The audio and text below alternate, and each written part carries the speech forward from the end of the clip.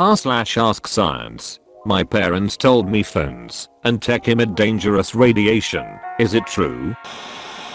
Here's a handy chart from Randall Munro. You may notice that cell phones and other tech are not on this chart. This is because the radiation emitted by these devices is so weak, they are not capable of altering your cells, nor ionizing radiation. Bananas, on the other hand, do emit ionizing radiation, just a very small amount. You do not need to be worried about bananas. So you might explain to your parents that bananas are more dangerous than cell phones, and ask them if they know anyone who has died suspiciously after eating a couple bananas. No, it is not. Phones and other devices that broadcast, tablets, laptops, you name it, emit electromagnetic radiation. Radiation comes in many different forms, but it is typically characterized by its frequency or wavelength. The two are directly connected. Most mobile devices communicate with signals in the frequency range running from a few hundred megahertz (MHz) to a few gigahertz (gigahertz). So what happens when we are hit with radiation? Well, it depends on the frequency. The frequency of the radiation determines the energy of the individual photons that make up the radiation. Higher frequency equals higher energy photons. If photons have sufficiently high energy, they can damage a molecule and, by extension, a cell in your body. There's no exact frequency threshold from which point on radiation can cause damage in this way, but 1 petahertz, (PHz), or 1 million gigahertz, is a good rough estimate. For photons that don't have this much energy, the most they can hope to achieve is to see their energy converted into heat. Converting radiation into a heat is the #1 activity of a very popular kitchen appliance, the microwave oven. This device emits radiation with a frequency of about 2.4 GHz to heat your milk and burn your noodles, while leaving parts of the meal suspiciously cold. The attentive reader should now say to themselves, wait a minute. This 2.4 GHz of the microwave oven is right there between the few hundred MHz and few gigahertz frequency range of our mobile devices. So are our devices mini microwave ovens? As it turns out, 2.4 GHz is also the frequency used by many Wi-Fi routers and devices connecting to them, which coincidentally is the reason why poorly shielded microwave ovens can cause dropped Wi-Fi connections when active.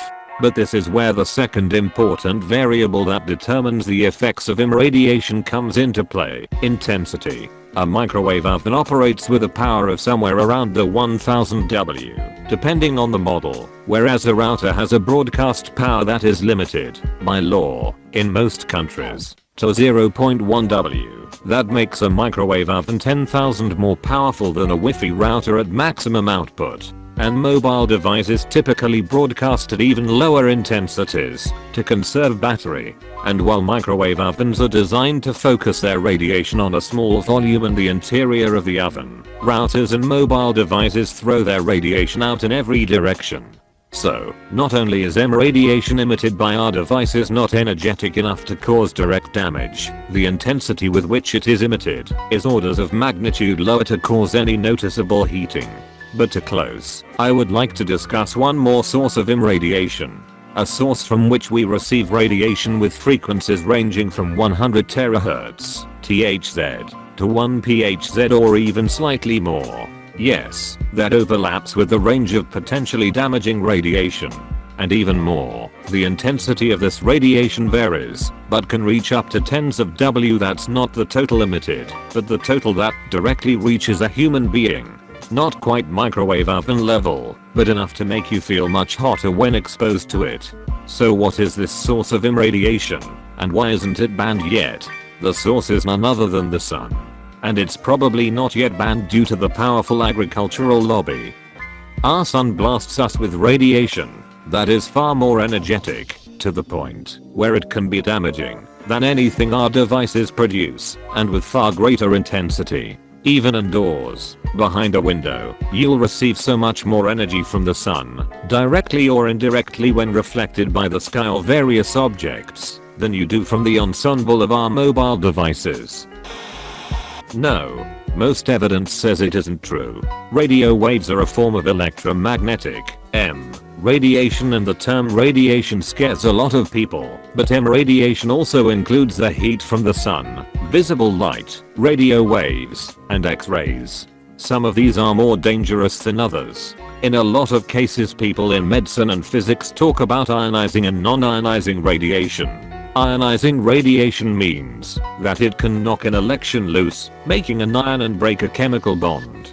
Since our DNA is a large molecule, this type of radiation can change the structure of DNA and create errors in the DNA, which can cause cancer. Non-ionizing radiation can't do this. Radio waves and visible light are all lower energy non-ionizing radiation, while ultraviolet light and X-rays are ionizing radiation. Now, having said that, obviously enough heat will cause burns. Microwaves are non-ionizing, but enough of them can boil water and cook meat, so it isn't enough to just say that non-ionizing means that it's safe. Now a microwave oven produces 500 to 1000 watts of radiation, while a cell phone produces at most 0.7-1 watt. Some old ones could go up to 3 watts, but in practice cell phones try to send a weaker signal to conserve battery life, so even the 0.7 watt is very rare. A 1000 watt light bulb will really hurt your eyes, while a 1 watt bulb isn't enough to read by, and it's a similar for cell phone. Very low power doesn't appear to be a concern. Now, one other problem is that in addition to the strong chemical bonds, for instance ionic and covalent, there are also weaker bonds, for instance hydrogen bonds, that don't actually require ionizing radiation to break them. Now breaking a hydrogen bond in DNA doesn't change the structure, but it can unzip the DNA and cause different genes to be expressed. Every cell in your body has the same DNA, but your liver and your skin cells read different parts of the DNA, so they make different proteins, which means they look and act differently. Some non-ionizing radiation can affect this, and while this is the same general range as the airport body scanners, the scanners probably don't provide enough energy or for long enough to show this effect. However, some of the new 5G cell phones and some high-speed wireless that some phone companies are rolling out to simplify connecting new houses, not the normal Wi-Fi, also use similar energies, and they would involve much longer exposure times, so should probably be studied better. For a long time there was concern about living near high voltage power lines, since they also produce radiation of the non-ionizing type. It turns out that people who live under power lines get cancer more often. But when this was analyzed more carefully, the problem is that poor people tend to live under power lines, and poor people tend to get cancer more often. We still don't know exactly why poor people tend to get cancer more. It could be, don't know if this is due to stress, food, chemicals from clothes, or less access to healthcare, but we are now sure that it isn't due to the power lines. Nothing is absolutely, provably, safe in all cases, and it is worth continuing to examine new technologies, but as far as we can tell there's more danger from not getting enough sleep due to staying up playing on your phone than there is from the radiation from the phone. The short answer is no. Cell phones emit non-ionizing radiation only, therefore they are unable to damage your DNA in a way that would cause any cancers or other serious health issues. After a number of formal studies on cell phone radiation, no serious danger has been demonstrated. More telling, however, are the results of the informal experiment that we are all taking part in every day. Cell phones have been frequently used by a significant portion of the population for decades now, more than long enough for any associated pathology to make itself known. Although it is true that there may be further developments as time goes on, and we see the effects of a full lifetime of use, it would appear that instances of things like brain cancer and dementia have not risen in any appreciable way that tracks the proliferation of cell phone use, nor does there seem to be any increase in risk as dose increases. Given all this, it is pretty safe to say that there is no need for concern. But if you are still worried, then you could take some basic precautions like using a wired headset or speakerphone when making calls, keeping your phone in a bag or hip holster if you are worried about your gonads, and, of course, you could try to limit your usage. Edit PS. You shouldn't take my word for all this though. I'm neither a doctor nor scientist. The writers of the blog linked below, however, definitely are.